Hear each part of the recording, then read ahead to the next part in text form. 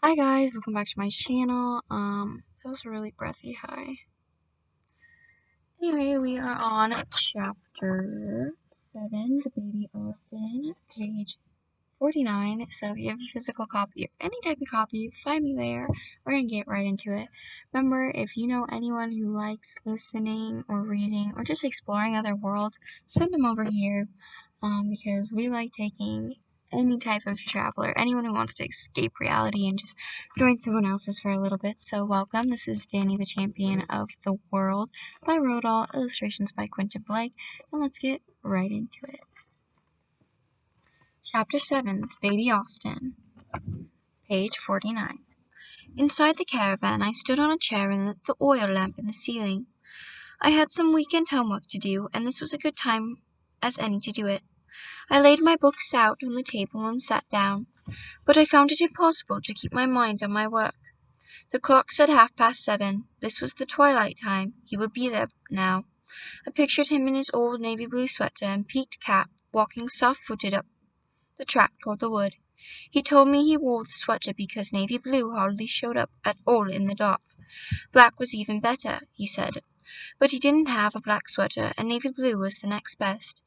The peaked cap was important too, he explained, because the peak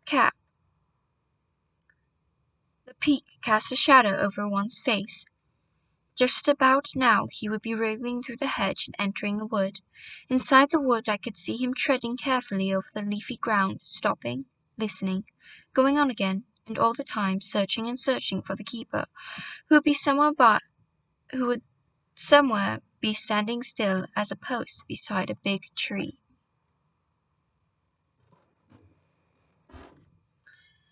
A gun under his arm. Keepers hardly moved at all when they are in a wood watching for poachers, he had told me. They stand dead still upright up against the trunk of a tree, and it's not easy to spot a motionless man in that position as twilight when the shadows are as dark as a wolf's mouth. I closed my books. It was no good trying to work. I decided to go to bed. Instead, I undressed and put on my pajamas and climbed into my bunk. I left the lamp burning. Soon I fell asleep. When I opened my eyes again, the oil lamp was still glowing, and the clock on the wall said 10 minutes past 2. 10 minutes past 2! I jumped out of my bunk and looked into the bunk above mine. It was empty. He promised to be home by 10:30 at the latest. He never broke promises. He was nearly 4 hours overdue. At that moment, a frightful sense of doom came over me. Something really had happened to him this time. I felt quite certain of it. Hold it, I told myself. Don't get panicky. Last week you got all panicky, and you made a bit of a fool of yourself. Yes, but last week was a different thing altogether. He had made no promises to me last week. This time he had said, I promise I'll be back by 10:30. Those were his exact words, and he never, absolutely never, broke a promise. I looked again at the clock. He had left the caravan at 6, which meant he had been gone over 8 hours. It took me 2 seconds to decide what I should do. Very quickly I stripped off my pajamas and put on my shirt and my jeans. Perhaps the keepers had shot him up so badly he couldn't walk. I slipped my sweater over my head. It was neither navy blue nor black. It was a sort of pale brown. It would have to do. Perhaps he was lying in the wood bleeding to death. My sneakers were the wrong color too. They were white. But they were also dirty, and that took a lot of the whiteness away. How long would it take me to get to the wood? 1 hour and a half. Less if I ran most of the way, but not much less. As I bent down to tie the laces, I noticed my hands were shaking. My stomach had that awful prickly feeling as though it were full of small needles. I ran down the steps of the caravan, across the workshop to get a flashlight. A flashlight is a good companion when you're alone outdoors at night, and I wanted it with me. I grabbed the flashlight and went out of the workshop. I paused for a moment beside the pumps. The moon had long since disappeared, but the sky was clear, and a great mass of stars was wheeling above my head. There was no wind at all, no sound of any kind. So to my right, going away in the blackness of the countryside, lay the lonely road that led to the dangerous wood. 6.5 miles. Thank heaven I knew the way, but it was going to be a long, hard slog. I must try to keep a good steady pace and not run myself to a standstill in the first mile. At that point a wild and marvellous idea came to my mind. To me, why shouldn't I go in the baby Austin? I really did know how to drive. My father had always allowed me to move the automobiles around when they came in for repair. He let me drive them into the workshop and back them out again afterward, and sometimes I drove one of them slowly around the pumps in first gear. I loved doing it, and I would get there much, much quicker if I went by car. This was an emergency. If he was wounded and bleeding badly, then every minute counted. I had never driven on the road, but I would surely not meet any other cars at this time of night. I would go very slowly and keep close to the hedge on the proper side. I went back to the workshop and switched on the light. I opened the double doors. I got into the driver's seat of the baby Austin. I turned on the ignition key. I pulled out the choke lever. I found the starter button on the floor and near the gearbox and pressed it. The motor coughed once, then started. Now for the lights. There was a pointed switch on the dashboard. I turned it to the S for side lights only. The side lights came on, and I felt the clutch pedal with my toe. I was just able to reach it, but I had to point my toe if I wanted to press it all the way down. I pressed it down, then I slipped the gear lever into reverse. Slowly I backed the car out to the workshop. Isn't he like 9? I left it ticking over and went back to switch off the workshop light. It was better to keep everything looking as normal as possible.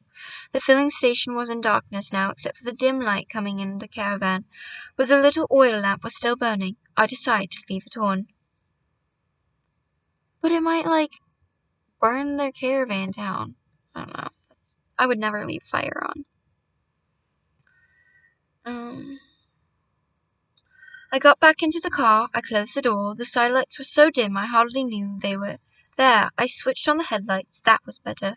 I searched for the dimmer with my foot. I found it. I tried it and it worked. I put the headlights on full. If I met another car, I must remember to dim them. Although, actually, they weren't bright enough to dazzle a cockroach. They didn't give any more light than a couple of good flashlights. I pressed down on the clutch pedal again and pushed the gear lever into first. This was it. My heart was thumping away so fiercely I could hear it in my throat. 10 yards away lay the public highway. It was as dark as doomsday. I released the clutch very slowly. At the same time I pressed down just a fraction of an inch on the accelerator, and stealthily, oh, most wonderfully, the little car began to lean forward and steal into motion. I pressed a shade harder on the accelerator. We crept out of the filling station onto the dark, deserted road. I will not pretend I wasn't petrified. I was, but mixed in with the awful fear was a glorious feeling of excitement. Most of the real exciting things we do in our lives scare us to death. They wouldn't be exciting if they didn't. Ooh, that is good. That is good. I sat very stiff and upright in my seat, gripping the steering wheel tight with both hands. My eyes were about level with the top of the steering wheel. I could have done with a cushion to raise me up higher, but it was too late for that. The road seemed awfully narrow in the dark. I knew there was room enough for 2 cars to pass each other. I had seen them from the filling station doing it a million times, but it didn't look that way to me from here where I was. At any moment something with blazing headlights might come roaring toward me at 60 miles an hour, a giant truck or one of those big long-distance buses that travel through the night full of passengers. Was I too in the middle of the road? Yes, I was. But I didn't want to pull in closer for fear of hitting the bank. If I hit the bank and busted the front axle, then all would be lost and I would never get my father home. There he is, driving.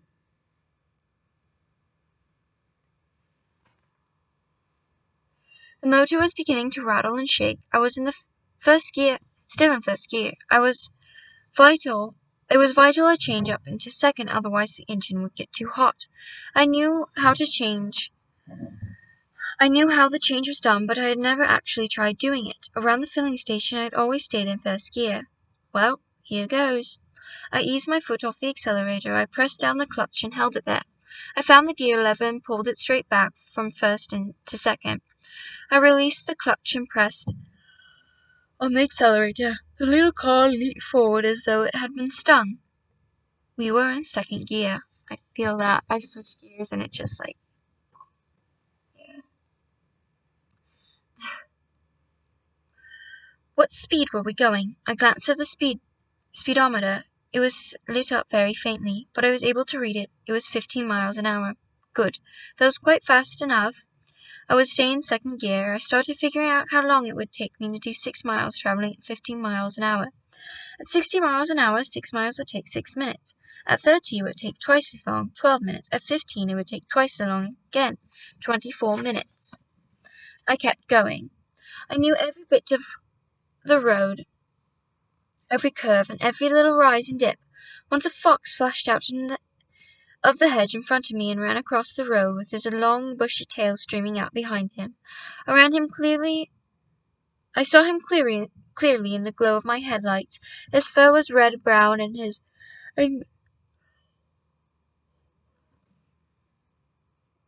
he had a white muzzle. It was a thrilling sight. I began to worry about the motor. I knew very well it would be certain to overheat if I drove for long in either first or second gear. I was in second. I must now change up into third. I took a deep breath and grasped the gear lever again. Foot off the accelerator, clutch in, gear lever up and across and up again. Clutch out. I had done it. I pressed down on the accelerator. The speedometer crept up to 30. I gripped the wheel very tight with both hands and stayed there in the middle of the road. At this rate, I would soon be there. Hazel's Wood was not on the main road. To reach it, you would have to turn left through a gap in the hedge, and go uphill over a bumpy track for about a quarter of a mile.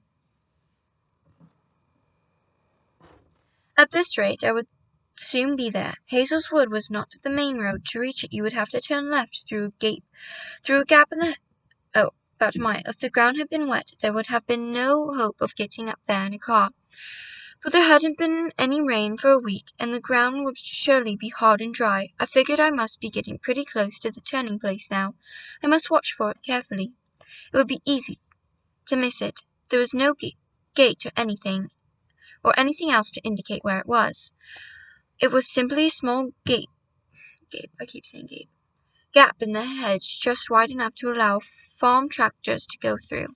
Suddenly, far ahead of me, just below the rim of the night sky, I saw a splash of yellow light. I watched it, trembling. This was something I had been dreading all along. Very quickly the light got brighter and brighter, and nearer, and in a few seconds it took shape and became a long white beam of headlights from an automobile rushing toward me. My turning place must be very close now. I was desperate to reach it and swing off the road before the monster reached me. I pressed my foot hard down for more speed. The little engine roared. The speedometer meter went from 30 to 35, then to 40. But the other car was closing fast. Its headlights were like two dazzling white eyes. They grew bigger and bigger, and suddenly the whole road in front of me was lit up with clear as daylight, and swoosh! The thing went past me like a bullet. It was so close I felt the wind of it through my open window, and in the tiny fraction of a second when the two of us were alongside one another, I caught a glimpse of its white painted body, and I knew it was the police. I didn't dare look around to see if they were stopping and coming back after me. I was certain they would stop.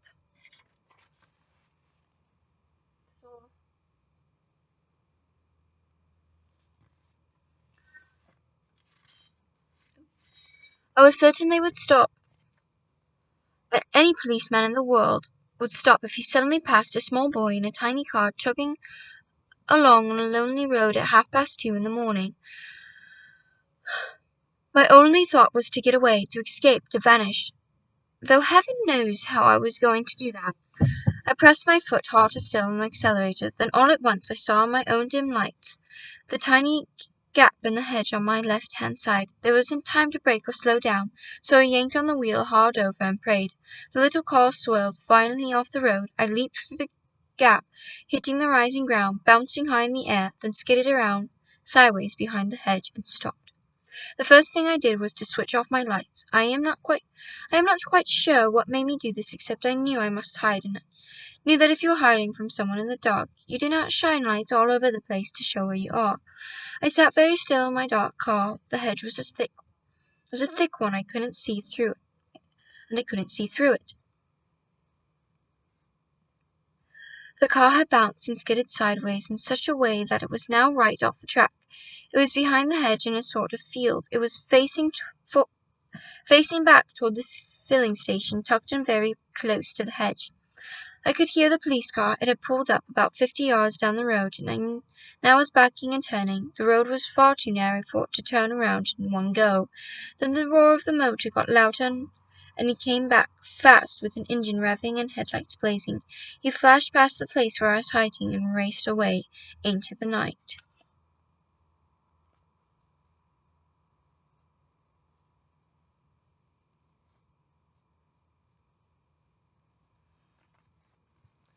That meant the policeman had not seen me swing off the road, but he was certain to come back again looking for me, and if he came back slowly enough, he would probably see the gap. He would stop and get out of his car. He would walk through the gap and look behind the hedge, and then his flashlight would shine in my face, and he would say, "What's going on, sonny? What's the big idea? Where do you think you're going? Whose car is this? Where do you live? Where are your parents?" He would make me come with him to the police station in the end, and they would get the whole story of me and my father would be ruined. I sat quiet as a mouse and waited. I waited for a long time, then I heard the sound of the motor coming back again in my direction. It was making a terrific noise. He was going flat out. He whizzed past me like a rocket. The way he was gunning that motor told me he was a very angry man. He must have been a very puzzled man, too. Perhaps he was thinking he had seen a ghost boy driving a ghost car. I waited to see if he was going to come back once again. He didn't come. I switched on my lights. I pressed the starter. She started at once. But what about the wheels and the chassis? I felt sure something must have got broken when she jumped off the road onto the cart track. I put her into gear and very gently began to ease her forward. I listened carefully for horrid noises. There were none. I managed to get her off the grass and back onto the track. I drove, very slowly now. The track was extremely rough and rutted, and the slope was pretty steep. The little car bounced and bumped all over the place, but she kept going. Then at last, ahead of me, over the right, looking like some gigantic black creature crouching on the crest of a hill, I saw Hazel's Wood. Soon I was there. Immense trees rose up toward the sky all along the right side of the track. I stopped the car, switched off the motor and the lights. I got out, taking the flashlight with me. There was the usual hedge dividing the wood from the track. I squeezed my way through it, and suddenly I was right inside the wood. When I looked up at the trees had closed in above my head like a prison roof, and I couldn't see the smallest patch of sky or a single star. I couldn't see anything at all. The darkness was so solid around me, I could almost touch it. "Dad!" I called out. "Dad, are you there?" My small, high voice echoed through the forest and faded away. I listened for an answer, but none came. That's the end of chapter 7. Thank you guys for joining me. We ended on page 62, so we'll start off on page 6. We ended on page 61, so we'll be starting on page 62 with chapter 8 for Pit. But that was chapter 7, the baby Austin. You guys for joining me. These are the last pictures of the page. Super cute. Quentin Blake does a great job. But thank you guys again for joining me. And I will see you guys next time. Remember to invite people you know who will enjoy this. And yes, thank you guys for watching. Bye for now. See you for the next chapter. Oh, okay.